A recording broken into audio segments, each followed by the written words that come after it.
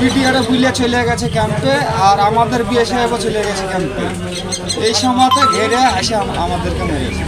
ভারতে ঢুকে বাংলাদেশিদের হামলায় জখম হয়েছে ভারতীয় দুজন নাগরিক। ইন্ডিয়া বাংলাদেশ বর্ডারে দুজন ভারতীয় কৃষক জখম। খবর পেয়ে ছুটে আসলেন ভগবান গোলার বিধায়ক রিয়াত হোসেন সরকার।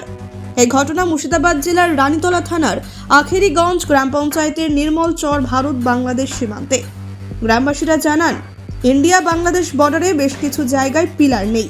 বাংলাদেশিরা গতকাল এসে আমাদের ভারতের দুই কৃষক মাসাদুল শেখ আর মুক্তার শেখকে বেধড়ক মারধর করে। তাদেরকে এখন মুর্শিদাবাদ জেলার বহরমপুর মেডিকেল কলেজ হাসপাতালে ভর্তি করা হয়েছে।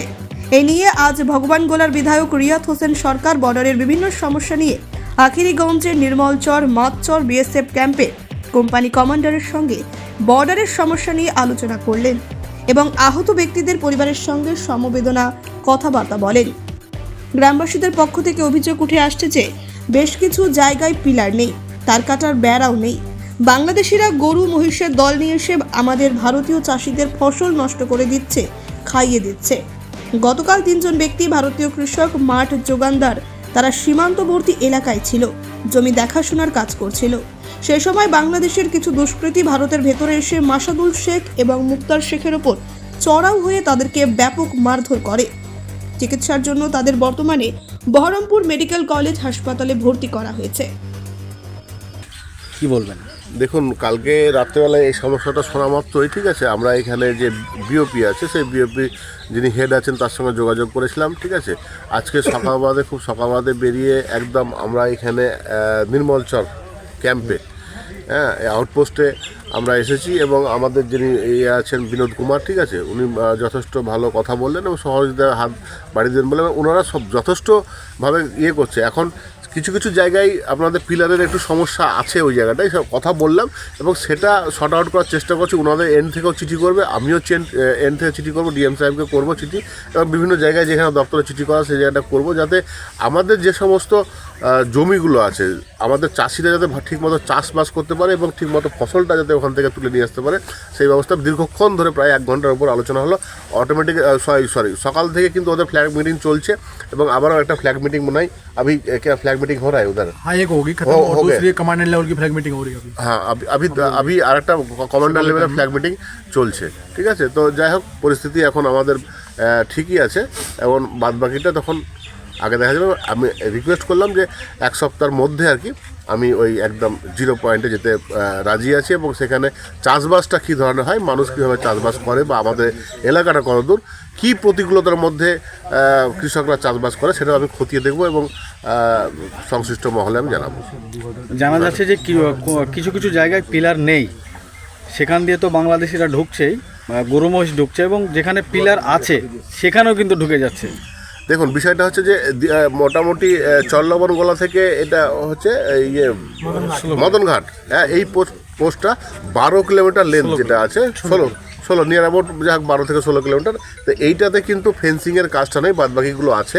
তো এইখানে ওরা চিঠি করেছে যাতে খুব দ্রুতভাবে ফেন্সিংয়ের কাজটা হয়। আমরাও এখানে অ্যাপিল করলাম এবং যেখানে সংশ্লিষ্ট দপ্তরে যেখানে অ্যাপিল করা সেখানে করব। আমি বললাম যে যেহেতু কালকে হয়তো সম্ভবত আমি ডিএম সাহেবের সঙ্গে দেখা করবো, দেখা করে চিঠিও দেবো একটা আমার এন্ড থেকে আমার প্যাডে, যে যাতে এই সমস্যার সমাধানগুলো হয় এবং সমাধানগুলো যাতে একদম মানে পাকাপোক্তভাবে সমাধানগুলো হয় এবং যেখানে আউটপোস্টগুলো পিলারগুলো নেই সেই পিলারগুলো যাতে বন্দোবস্ত হয় সেই ব্যবস্থা যাতে হয় সমস্তটাই। আর যেহেতু এটা দেখুন একটা ভারত বাংলাদেশ একটা আন্তঃরাষ্ট্রীয় একটা ব্যাপার আছে, সেখানটাই তো আমরা স্টেট গভর্নমেন্টের পক্ষ থেকে সেটা পুরোটাই সেন্ট্রালের হাতে, সেন্ট্রালের কাছে আমরা আবেদনটা করব, ওনারাই করেছেন এবং যাতে এখানে ফোর্সের সংখ্যাটা বাড়ানো হয় সেই ব্যবস্থাটাও করানোর জন্য আপিল করলাম। পাশাপাশি আরেকটা সমস্যা আছে যেটা শুকুরের সমস্যা, শুকুরে ফসল নষ্ট করছে, এটা নিয়ে কতটা ব্যবস্থা? দেখুন, এর আগেও এসেছিলাম এবং দীর্ঘ আপনার মোটামুটি 3টে সপ্তাহ অধিবেশন চলার কারণে কিন্তু আমি এই এলাকায় আসতে পারিনি। আসার সঙ্গে সঙ্গে আমাদের যে এখানে নির্মলচরে ফেলুর মোড় আছে, ফেলুর মোড়ে এসে মানুষদের সঙ্গে কথাবার্তা আবারও বলা শুরু করেছি এবং আমরা বলেছি যে আপনারা নির্দিষ্টভাবে এখন বন দপ্তর চাইছে যে বারবার যে কথাটা উঠছে যে বুনো শুয়োর, তো ওরা দাবি করছে বুনো শুয়োর আমাদের এখানে মুর্শিদাবাদে অন্তপক্ষে বুনো শুয়োরের কোনো অস্তিত্ব নেই। কী ধরনের শুয়োর আছে সেই শুয়োর আমরা দিনের বেলাতে সেই জিনিসগুলো কিন্তু কোনো অস্তিত্ব খুঁজে পাইনি। এখন রাত্রেবেলাতে আমাদের অভিযান চালিয়ে বা আবারও বিএসএফ সহায়তা নিয়ে বিভিন্ন রকম যে জঙ্গলগুলো আছে ছোটোখাটো, সেই জঙ্গলগুলোকে লোককে দেখতে হবে যে সেখানে শুয়োর কত পরিমাণে আছে এবং কীভাবে আছে তার একটা বিহিত একটা করার আবারও চেষ্টা করব। জখম হয়েছে এই ঝামেলায়? 2 জন। কি নাম তাদের? তাদের নাম, একটার নাম মাসাদুল, পিতা জাহিরুদ্দিন শেখ, একটা মুক্তার আলী, পিতা নাস্তার শেখ। আচ্ছা, যখন ঝামেলা হয় বাংলাদেশের লোকের সঙ্গে তখন কি পুলিশ ছিল আমাদের ইন্ডিয়ান বিএসএফ? পুলিশ ছিল না, আপনার ফ্ল্যাগ মিটিং হয়ে গেল। হ্যাঁ, ফ্ল্যাগ মিটিং হয়ে ওই ফ্ল্যাগ মিটিংই ওই যা বাংলাদেশের রাখালের নাম বলে বিলে দেওয়া হয়েছিল পিটিআরকে এবং বিএসএফকে, যে এরা মাঠের ক্ষতি করছে এবং খাওয়াচ্ছি পালা। তো তাই যে বিডিআর ওদেরকে যে বলেছিল যে তোমরা ক্ষতি করছো মাঠে, তাই ওই যোগানদারের রিপোর্ট দিলে, বিএসএফের রিপোর্ট দিলে বিডিআরে বুলে চলে গেছে ক্যাম্পে, আর আমাদের বিএসএফও চলে গেছে ক্যাম্পে। এই সময়তে ঘেরে এসে আমাদেরকে মেরেছে। কতজন ছিল ওরা যখন মারে? কমসে কম 15-20 জন ছিল। আর আপনারা কজন ছিল? আমাদের ইন্ডিয়ান রাখাল কতজন ছিল? আমাদের ছিল 4 জন, তার মধ্যে আগে একজন চলে গেছিল, 3 জন ছিল। কি নাম আপনার? আমার নাম আয়ুব শেখ। এই ঘটনাটা কোথাকার? ঘটনাটা আপনার ব্রেন আপনার সামনে। বর্ডার নিয়ে সমস্যা কি হলো, কি কথা হলো আপনাদের কোম্পানি কমান্ডারের সঙ্গে?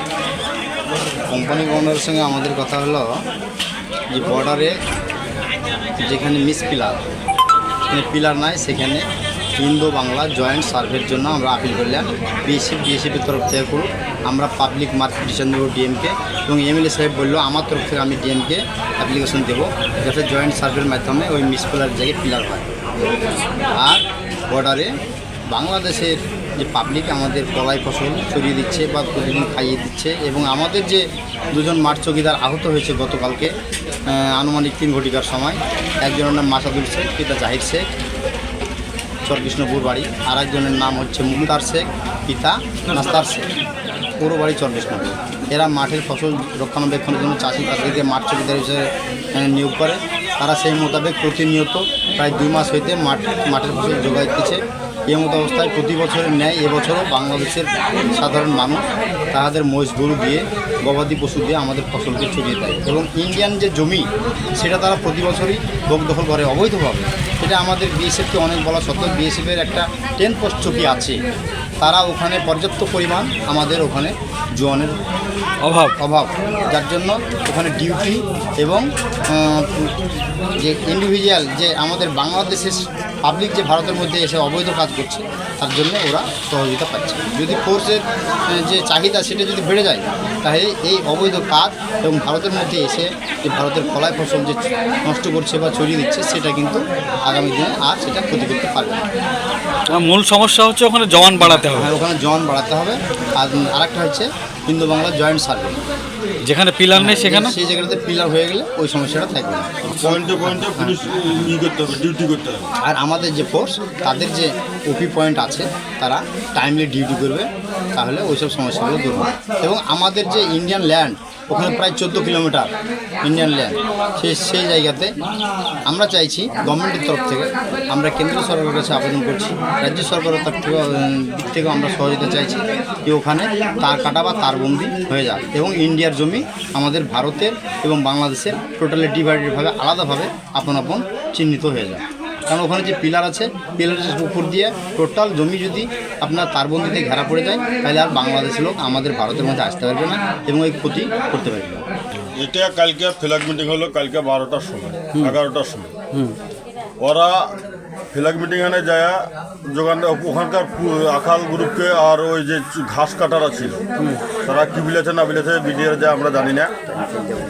ওখানে আসিয়া আমরাকে মারছে আমাদের বর্ডার হানে 1 কিলোমিটার ভিতরে, তাড়ে আসে মোষ গরুকে দূরে থুয়ে দিয়ে তাড়ে এসে মারছে, চারিদিক দিয়ে ঘেরে।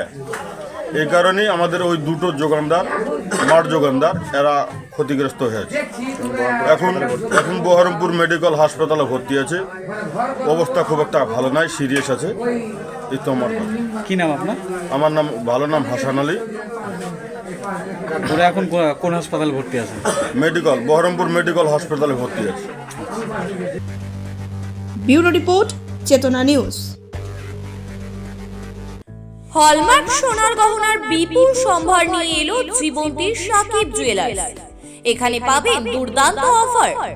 সোনার গহনার বিশ্বস্ত প্রতিষ্ঠান Jibonti Sakib jewellers and makers. একাধিক আকর্ষণীয় সোনার গহনার নকশা নিয়ে হাজির সাকিব জুয়েলার্স। নেকলেস থেকে কানের দুল, আংটি থেকে বিয়ের শাখা, পলা, নোয়া বাঁধানো সব ধরনের গহনাই পাবেন জীবন্তীর একমাত্র বিশ্বস্ত প্রতিষ্ঠান সাকিব জুয়েলার্সে। এখানে গ্রাহকের মনের মতো করে গয়না তৈরি করে দেওয়ার ব্যবস্থা রয়েছে।